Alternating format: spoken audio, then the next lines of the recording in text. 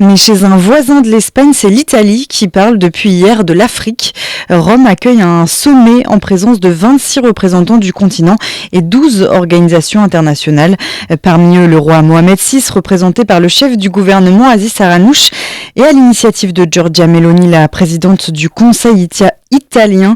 Celle-ci doit présenter lors de l'événement le plan Mattei, un vaste plan de partenariat dont les mots d'ordre sont la non-prédation et la coopération d'égal à égal. Et cela passe notamment dans le domaine de la migration et de l'énergie. Les détails avec notre correspondante Blandine Hugonnet. Aboutissement d'une année de visite sur le continent, au Mozambique, République démocratique du Congo, en Tunisie, Algérie, Éthiopie et en Libye.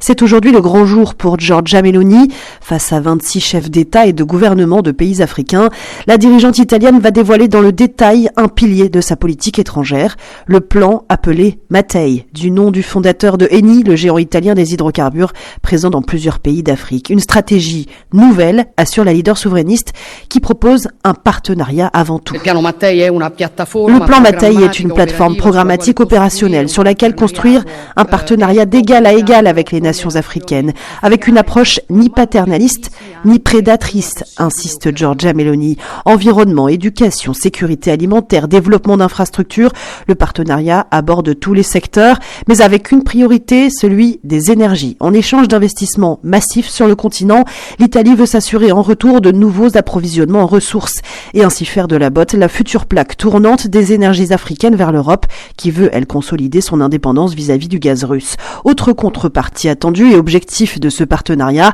c'est la lutte contre les causes de l'immigration illégale que le gouvernement d'extrême droite a promis mais ne parvient pas à juguler en Italie. Avec un plan africain prévu pour 4 années, Giorgia Meloni parie aussi sur le long terme pour faire de cette stratégie un modèle, faire de l'Italie un pont indispensable entre deux continents et sur le court terme pour se placer elle aussi en figure centrale, notamment en vue des élections européennes de juin prochain. À Rome, Blandine Hugonnet pour Midi.